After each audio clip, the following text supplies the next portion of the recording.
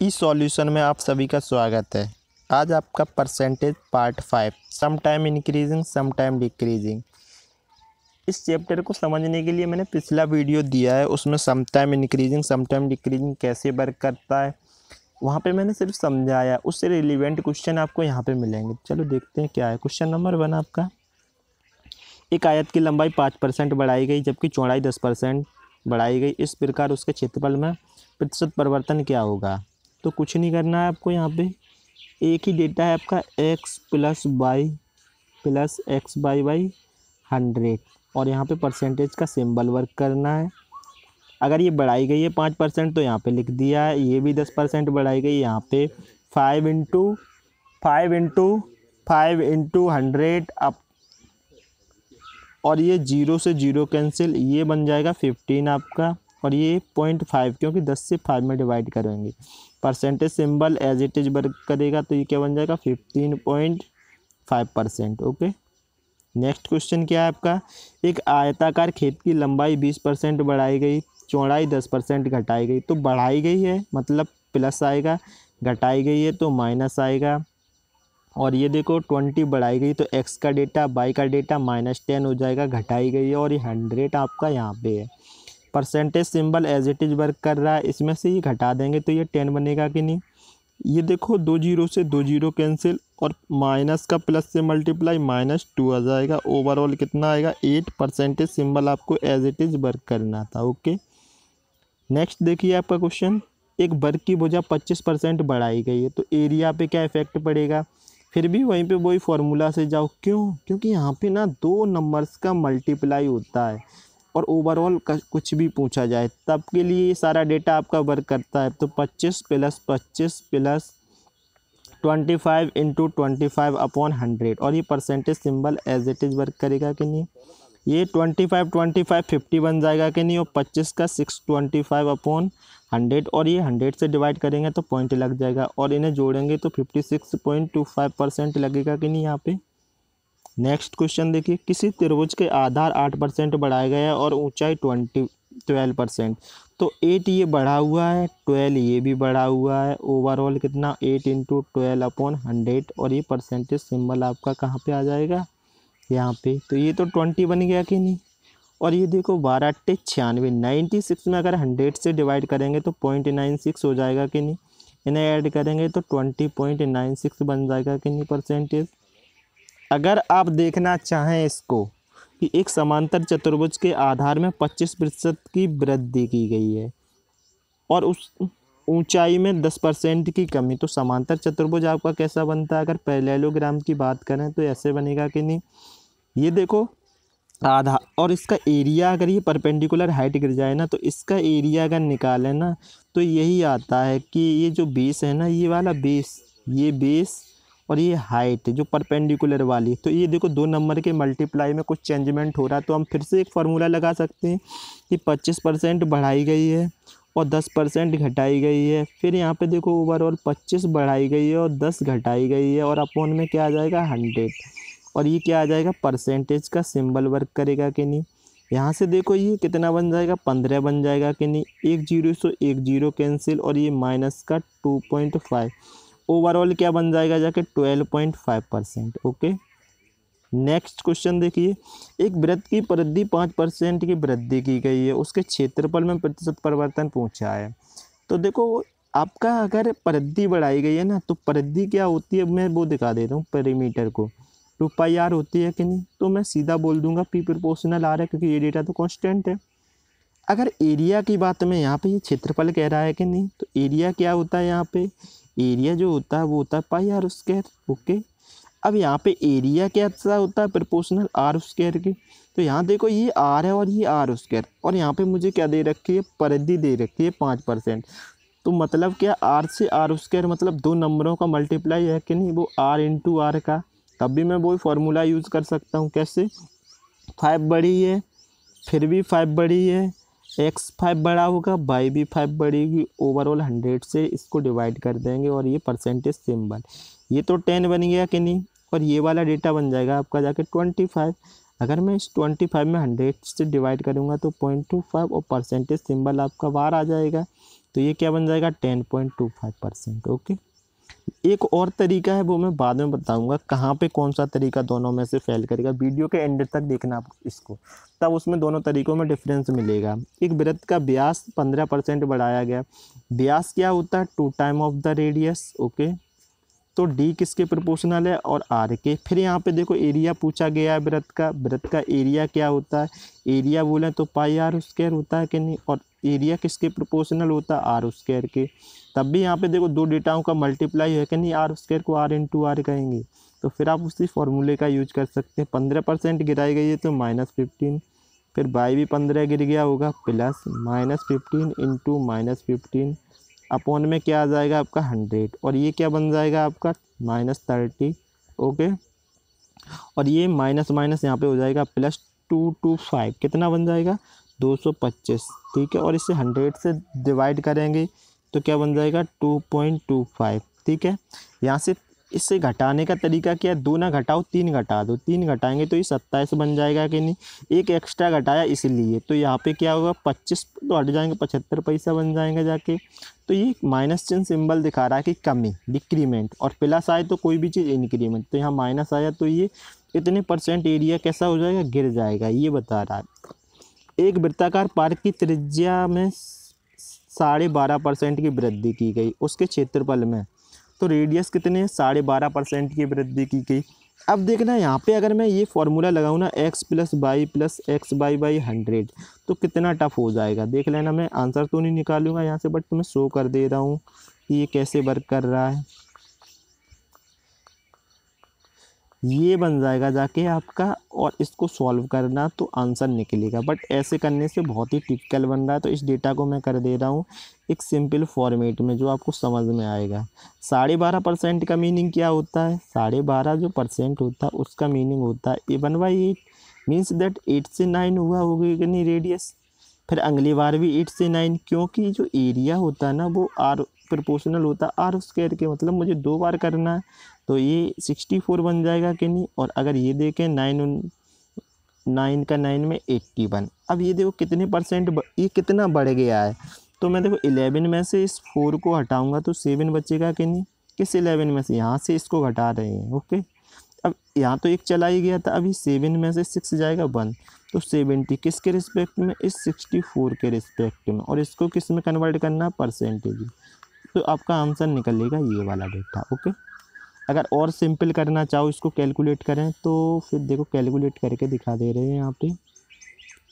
ये देखो ये जा रहा है आपका 4 से, 4 1 जा 4 और 6 बार जाएगा, और ये 4 से ये जाएगा आपका 25 बार। अगर मैं इसको देखूं और डिवाइड करूं तो 25 सत्ते 175, 5 कैरी आएगी 17, 25 इसमें जोड़ देंगे, 7 5 12, 3 और 1 4, और यहाँ से 16 से डिवाइड कर दें, 16 दूनी 32 बन जाएगा जाके यहाँ पे। ठीक है 32, और आपका बन जाएगा 8 और 2 10, 105, 16 पंचे 80, 16 छिक्का 96 और कुछ समथिंग जाएगा 26, इतने % निकल आएगा। ठीक है, आगे निकाल लेना। एक ठोस गोले का व्यास 20% बढ़ गया, उसकी त्रिज्या में % बताना है, क्या चेंज हो गया, पृष्ठीय क्षेत्रफल में भी बताना है, और उसका वॉल्यूम में भी। मैं तुम्हें बता देता हूँ कि जो व्यास होता है ना वो 2 टाइम ऑफ रेडियस होती कि नहीं। तो जो व्यास में चेंजमेंट होगा प्रोपोर्शनल होगा रेडियस में, तो रेडियस का आंसर तो आपका 20% ही बढ़ जाएगा, जो कि आपका व्यास का बढ़ गया। ठीक है। पृष्ठीय क्षेत्रफल क्या होता है? सरफेस एरिया जो होता है ना गोले का 4πr² क्या होता है। ये तो कांस्टेंट डेटा है, इससे तो मतलब ही नहीं है। तो मतलब किससे? रेडियस। तो एस प्रोपोर्शनल किसके हो गई? आर स्क्वायर के। तो मैं आर स्क्वायर से मतलब है, तो आर स्क्वायर से मतलब है, तो फिर मेरा 2 चीज़ों में कभी भी चेंजमेंट होता है तब तो मैं इसी को लगाता हूँ x + y + x/100 से। ओके। 2 0 से 2 0 कैंसिल हो गई हैं, और ये आपका 40 बन गया कि नहीं, और ये आपका 2 2 ज़ा 4। ओवरऑल कितने % चेंजमेंट हुआ यहाँ पे देखो 44%। कितना आया? 44%। अब है वॉल्यूम का। वॉल्यूम क्या होता है गोले का? अगर वॉल्यूम की बात करें गोले की, तो वो होती है 4/3 पाई आर की। क्या होता है? 4/3 पाई आर। ये कांस्टेंट डेटा से तो मतलब ही नहीं है। तो वॉल्यूम किसके प्रोपोर्शनल हुआ? रेडियस की क्यू का। क्या 3 वाला आज तक तुम्हें सिखाया गया? किसी ने सिखाया है? किसी ने भी नहीं सिखाया होगा आज तक 3 वाला। चलो मैं बता दे रहा हूँ तुम्हें कि 3 वाला फॉर्मूला क्या होता है, वो भी देख लो यहाँ पे। वो होता है आपका x plus Y plus Z plus X Y plus Y Z plus Z X upon 100 plus X Y Z upon 10,000। और ये क्या आता है? परसेंटेज। तो यहाँ से निकाल सकते हो, ये फॉर्मूला किसी ने भी नहीं बताया होगा। 20% बड़ी है रेडियस, तो 20 प्लस 20 प्लस 20। ओके, यहाँ पे देखो दो का मल्टीप्लाई, एक्स वाई का मतलब 20 का 20 से मल्टीप्लाई 400, फिर 20 का 20 से मल्टीप्लाई 400, फिर 20 का 20 से मल्टीप्लाई 400 अपॉन में क्या आएगा? 100। ओके, अब यहाँ पे फिर तीनों का मल्टीप्लाई एक दूसरे से, तभी तो एक्स वाई जेड बनेगा। तो 2 दूनी 4 दूनी 8 बनेगा और 3 जीरो पीछे आ जाएंगे, और इसको 10,000 से आप डिवाइड कर दो। अब ये कैलकुलेटिव तो हो रहा है, बट आपको डायरेक्ट आंसर निकाल देगा। तो यहाँ से अगर आप समझना चाहें इस डेटा को, तो ये बन जाएगा आपका कितना? 20 20 20 60 बन जाएगा कि नहीं? ये देखो 2 जीरो हैं, तो इसकी भी 2 जीरो चले जाएंगी, इसकी भी 2 जीरो, और इस वाले नंबर की बचेंगे क्या? 4 4 8 4 12, यहाँ पे लिख दें। ओके, यहाँ से देखो 3 जीरो तो एज इट इज कट गई हैं कि नहीं? 1 जीरो बचेगी, तो ये 0.8 बन जाएगा कि नहीं? और ये परसेंटेज सिंबल आपका बार का बार ही चलेगा। ये देखो कितना हो जाएगा? 72। 72 में अगर 0.8 जोड़ देंगे तो 72.8% बन गया कि नहीं? अब इस क्वेश्चन को बड़े इजी तरीके से करने के लिए एक तरीका क्या है वो आप समझिए, देखते हैं उसे कैसे करेंगे हम। 20% क्या है? बढ़ रहा है। वॉल्यूम प्रोपोर्शनल होता है रेडियस के क्यू का, रेडियस का क्यू। तो 20% बढ़ रहा है, 20% का मतलब होता है 1/5। देख लेना यहाँ पे। तो 5 से कितना हो गया होगा? 6। सेकेंड टाइम भी 5 से 6 और थर्ड टाइम भी 5 से 6। ओवरऑल ये 125 बन गया होगा, और ये 216 कितना बढ़ा है? अब यहाँ पे देख लो कितना बढ़ा है, ये 1 बढ़ गया यहाँ पे। और ये देखो ये है 9 आपका, 91 बढ़ गया 125 पे, और ये 100 है कि नहीं आपका? और ये परसेंटेज सिंबल। अगर आप इसको सॉल्व करना चाहें ना, तो फिर आप देख सकते हैं कि ये 25 से कटेगा 4 बार, और ये 25 से कटेगा 5 बार। 91 में अगर मल्टीप्लाई करें तो 4 और 9 36 बन जाएगा, और ये 5 से डिवाइड करें। चलो डिवाइड कर रहे हैं, 5 से 7 बार 35 जाता है कि नहीं? 1 बच गया। 14 को अगर देखें तो 2 बार जाएगा, 40 बन गया। 872.8% बना के नहीं? ये इजी हो गया विथ रिस्पेक्ट टू इसके आंसर, तो इसका भी सेम ही है। नेक्स्ट क्वेश्चन देखिए, किसी बेलन की त्रिज्या 5% बढ़ाई गई और उसकी ऊंचाई 10%, तो इस प्रकार बेलन के आयतन में कितने प्रतिशत की वृद्धि हुई? सेम तरीका आपको यूज़ करना है। देखो कैसे करेंगे, 5 + 10 + 10, इतना तो समझ में आ गया होगा। 2 का मल्टीप्लाई, इसका इससे 50 और इसका इससे फिर 50 हो गया होगा कि नहीं? और इन दोनों का आपस में मल्टीप्लाई, ये 100। ठीक है, फार्मूला को थोड़ा साइड में रख रहे हैं, लेकिन लग रहा फार्मूला ही। इन तीनों का मल्टीप्लाई कितना होगा? ये बन जाएगा जाके आपका 500, और यहाँ पे 10,000 से डिवाइड करना होता है, और ये परसेंटेज सिंबल बाहर वर्क करता है। यही होता है वॉल्यूम में परसेंटेज। ठीक है, ये कितना बन गया होगा? 25 हो गया होगा। यहाँ पे देखते हैं 2 जीरो हैं, तो मैं ऐसे कर लूँ ना, ये इन दोनों को जोड़ के ये 100 बन रहा है, और ये 200 डिवाइड करेंगे, 200 को 100 से 2 बन जाएगा कि नहीं? 2 जीरो तो ऐसे ही क्रॉस हो जाएंगे, इधर से 2 पॉइंट बाद आ जाएगा, तो ये 0.05% बन जाएगा कि नहीं? ये कितना बन जाएगा? 25 और 2 27 हो गया कि नहीं? 0.05 आपका ये रहा, आपका आंसर पहुंच गया। नेक्स्ट क्वेश्चन देखो, यहाँ पे एक घन की भुजा 10% बढ़ाई गई, उसका आयतन। तो उसका जो आयतन होता है ना, वो होता है साइड का क्यू। ठीक है, तो वॉल्यूम क्यू करना है कि नहीं? तो अब मैं वो फार्मूला फिर से लगाऊंगा ना, तो मेरे लिए टफ होगा। मैं इजीली इस तरीके से कर लूँ ना, बहुत सरल हो जाएगा। 1/10 मान लो, 10 से कितना हो जाएगा? 11, 10 से फिर 11, और यहाँ पे पावर 3 थी, इसलिए मैंने इसको कितने बार लिखा है? 3 बार। ओके, तो ये कितना बन जाएगा? 1000 बन गया, और ये 1331 बन जाएगा। कितना बढ़ गया है? 331। किसके रिस्पेक्ट में? 1000 के रिस्पेक्ट में। और इसको परसेंटेज में कन्वर्ट करो, 2 जीरो से 2 जीरो कैंसिल, 1 जीरो रह गई है तो वो 1 के पॉइंट में आ जाएगी। ठीक है, तो 31.1% की कैसी हो गई है? यहाँ पे वृद्धि हो गई है। किसी ठोस गोले के पृष्ठीय क्षेत्रफल में 21% की वृद्धि की गई, उसके आयतन में कितने प्रतिशत की वृद्धि होगी? अब देखो, पृष्ठीय क्षेत्रफल में 21% की वृद्धि की गई। पृष्ठीय क्षेत्रफल होता क्या, वो देख लेना, ये क्वेश्चन बढ़िया। 4πr²। तो सरफेस प्रोपोर्शनल होता है रेडियस के स्क्वायर का, तो मुझे r² का डेटा दे रखा है, देख लेना यहाँ से। r² कह रहा है वो कि सर 21% की वृद्धि हुई, 100 से 121 बना हुआ कि नहीं। तो मैं r का डेटा देखना चाहूँ तो इस पे रूट करना पड़ेगा कि नहीं, क्योंकि इस पे रूट हो जाएगा तो r बन जाएगा जाके। तो इधर भी मैं रूट मार दूँ कि नहीं, जैसे ही रूट मारूंगा तो ये 10 बन जाएगा कि नहीं, इधर इधर, तो ये बन जाएगा जाके 11। तो 10 से 11 रेडियस हो रही होगी। और वॉल्यूम क्या होता है आपका? अगर वॉल्यूम देखें तो प्रोपोर्शनल रेडियस के क्यू का होता है कि नहीं। तो मुझे r³ पे जाना है, तो मतलब r की पावर 3 करनी है कि नहीं। पावर 3 करेंगे तो 10 की पावर 3 और 11 की पावर 3, और यही तो आपका वॉल्यूम होता है। तो ये क्या बन जाएगा? 10,000 और ये 11 का 1331। तो यहाँ से देखो फिर से एक बार, ये कितना बढ़ रहा है? 331। किसके रिस्पेक्ट में? 1000 के रिस्पेक्ट में। और इसको परसेंटेज में कन्वर्ट करना है तो 100 से मल्टीप्लाई और डबल ये सिंबल, 0 से 0, तो इसका भी आंसर कितना आएगा? 33.1%। यही आपका आंसर बन जाएगा। नेक्स्ट क्वेश्चन देखो, एक कमरे की लंबाई 10% घटाई गई, चौड़ाई 20% घटाई गई और ऊंचाई 5% बढ़ाई गई है।